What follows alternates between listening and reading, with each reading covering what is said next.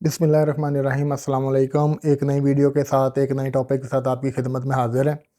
उम्मीद करता हूँ कि आपको मेरी प्रीवियस जो वीडियोज़ हैं वो पसंद आ रही होंगी। हम जो सीरीज़ लेके चल रहे हैं वो है अज़रबैजान, उस वीज़ा और उससे रिलेटेड जो भी इंफॉर्मेशन है वो मैं आपके साथ शेयर कर रहा हूँ।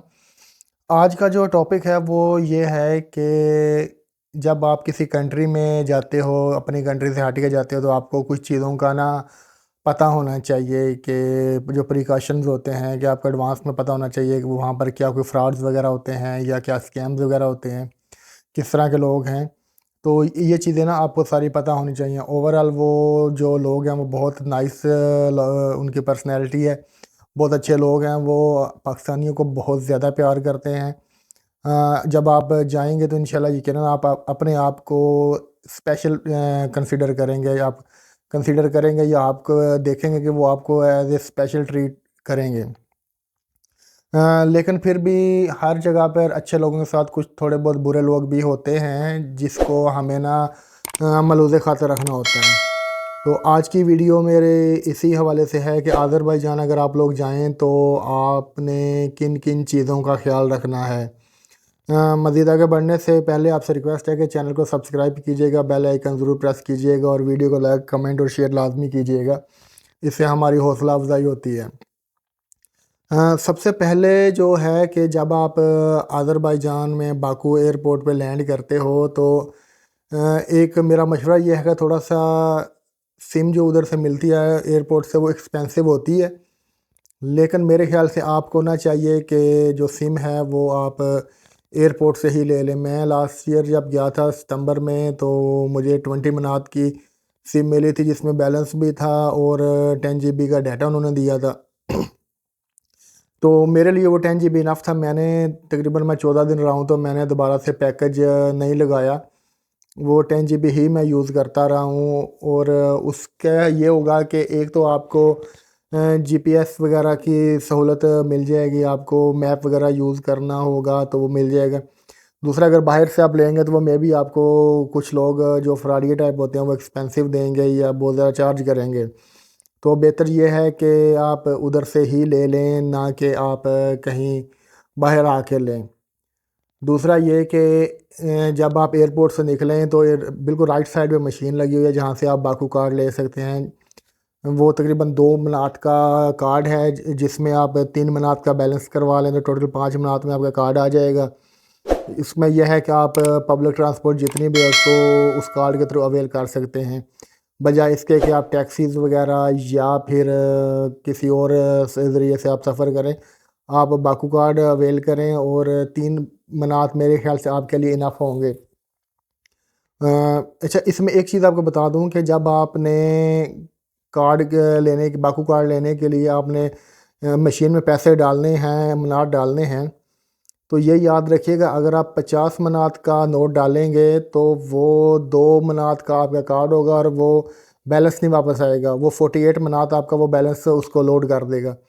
तो इसलिए आपने 5 या 10 मनात से ज़्यादा पैसे नहीं डालने वरना आपको बैलेंस नहीं मिलना। अगर आप 100 मनात का नोट सपोज डालते हो तो आपको 2 मनात का वो कार्ड होगा और बाकी 98 मनात जो हैं वो बैलेंस डाल देगा, ना कि आपको आप 5 मनात एक्सपेंस करना चाह रहे हो, 95 मनात आपको वापस नहीं होगा। अच्छा जी, इसके अलावा एक और चीज़ है कि जब आप एयरपोर्ट से निकलते हैं आपने होटल या हॉस्टल जहाँ भी जाना है तो मेरा मशवरा है कि आप जो उनकी बस है वो यूज़ करें। जो एयरपोर्ट से निकलेंगे बिल्कुल सामने फ्रंट पे बस लगी होती है, वहाँ पर आप जाके बैठ जाएं, वो आपको उतारेगी 28 मई पे। वहाँ पर आप उतरें, वो 5 से 7 मिनट के आगे निज़ामी स्ट्रीट की जो मसाफत है पैदल की, आप पैदल जा सकते हैं। अगर आपने टैक्सी लेनी है तो बेहतर है कि आप सिम आपके पास ऑलरेडी होगी, अगर आपने एयरपोर्ट से ले ली होगी। उधर उबर नहीं आपने करवानी, वो थोड़ी एक्सपेंसिव है वहाँ का, पर उनकी जो अपनी है वो है बोल्ट।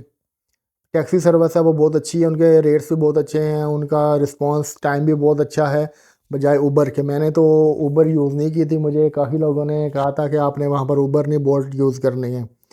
तो लेकिन ये है कि अगर आप बोल्ट यूज़ करते हो फिर तो कोई मसला नहीं है। वो जो भी आपका वो जो फेयर होगा वो जब आप राइड एंड करोगे तो वो आपके सामने आ जाएगा, आपको ईमेल भी आएगी और आपको मैसेज भी आ जाएगा।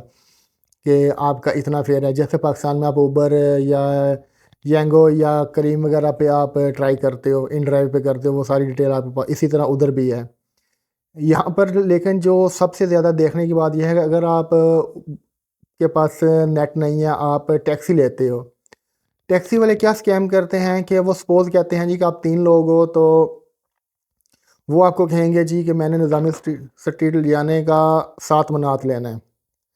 आपका डिसाइड हो जाएगा, लेकिन जब आप निज़ामी स्ट्रीट पहुंचोगे तो वो 2 चीज़ें करेगा, शोर मचा देगा जी कि मेरा आपसे डिसाइड हुआ था कि आपने 7 यूरोस देने हैं पर पर्सन के हिसाब से। आप कहोगे जी हमारा 7 मनात का डिसाइड हुआ था कि हमने 7 मनात देने हैं सब के लमसम, लेकिन वो शोर मचाएगा कि नहीं, आपने हमारा डिसाइड हुआ था कि 7 यूरो पर पर्सन के।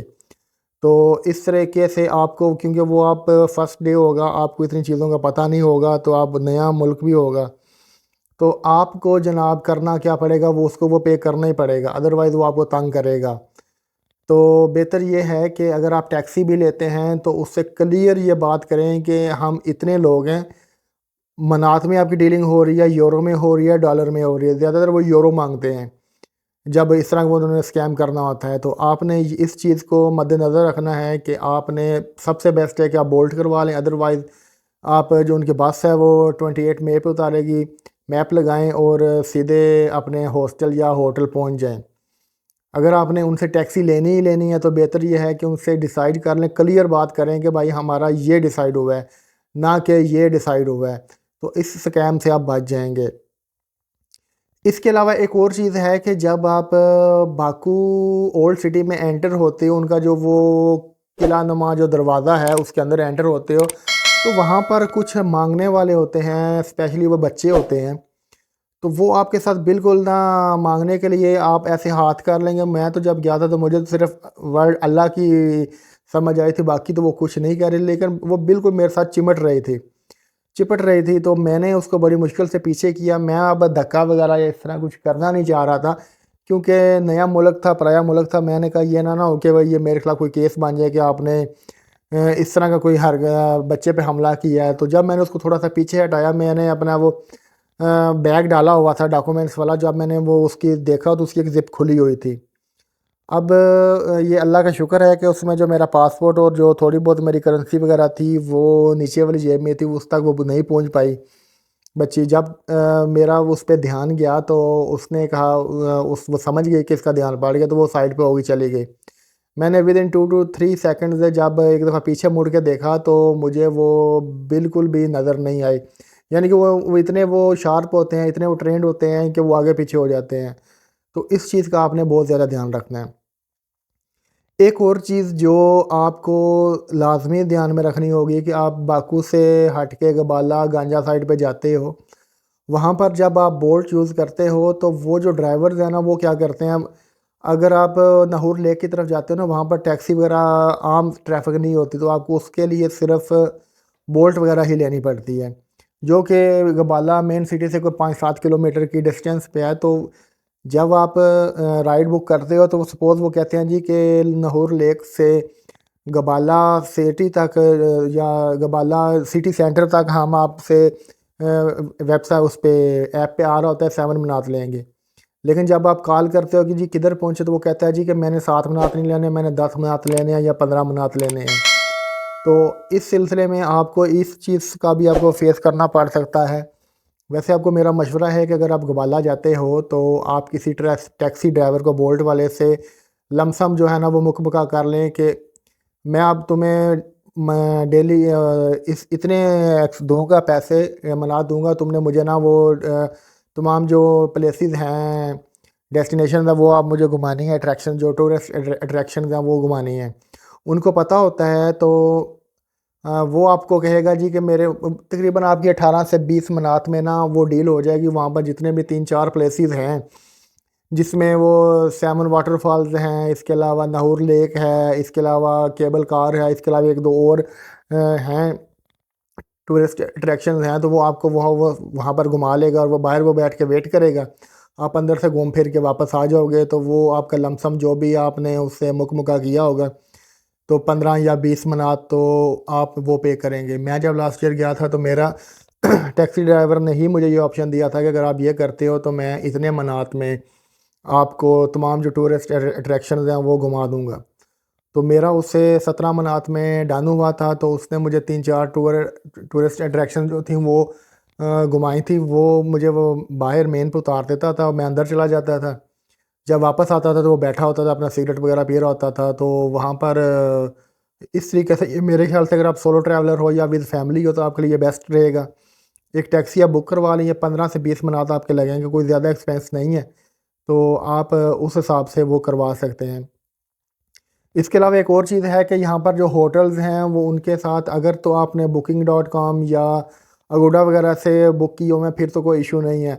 लेकिन अगर आपने डायरेक्ट जाके डीलिंग की या किसी होटल या हॉस्टल में गए हो तो आपने क्लियर उनसे जो बुकिंग स्लिप है वो लेनी है, क्योंकि बाद में वो अगर आप स्लिप नहीं लेते, सपोज़ आपका डिसाइड होता है जी कि आपने 12 मनात पर नाइट देना है, तो जब आप चेकआउट करोगे तो उस वक्त वो शोर मचा देंगे जी हमारा 12 नहीं हमारा 15 मनात हुआ था डिसाइड।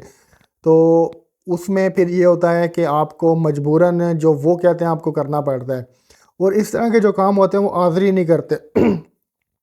उसमें जो बाहर से लोग गए होते हैं, जैसे पाकिस्तानी स्पेशली हैं या किसी और कंट्री के हैं, वो करते हैं, जिनके हॉस्टल या होटल होते हैं, वो इस तरह के जो स्कैम्स वगैरह हैं वो करते हैं। तो ये कुछ 3-4 मेरे साथ जो हुए थे, तो मैंने आपके से सोचा आपके साथ शेयर कर दूं, ताकि कल को जब आप अज़रबैजान को ट्रैवल करते हो तो ये चीज़ें आपके ज़हन में रहें, ताकि ये आपके काम आए। आप और आप जो फैमिली के साथ हो या सोलो ट्रैवलर हो या इवन के फ्रेंड्स के साथ हो, तो आप इन स्कैम्स वगैरह से बच सको। तो उम्मीद है कि आपको मेरी ये वीडियो पसंद आई होगी, और अगर वीडियो पसंद आई है तो वीडियो को लाइक कीजिएगा, शेयर कीजिएगा, कमेंट करके ज़रूर बताइएगा कि आपको मेरे जो व्लॉग्स हैं वो कैसे लग रहे हैं। इंस्टाग्राम पे मुझे फॉलो कीजिएगा, लिंक मैं नीचे डिस्क्रिप्शन में दे दूँगा। और आखिर पे ये है कि चैनल को सब्सक्राइब कीजिएगा और बेल आइकन ज़रूर प्रेस कीजिएगा। इससे ये होगा कि मेरे आने वाले जितने भी नोटिफिकेशंस हैं वो आपको सबसे पहले पहुँचेंगे। उम्मीद करता हूँ कि आपको ये भी वीडियो पसंद आएगी। अपना बहुत ख्याल रखिएगा। अल्लाह हाफ़िज़।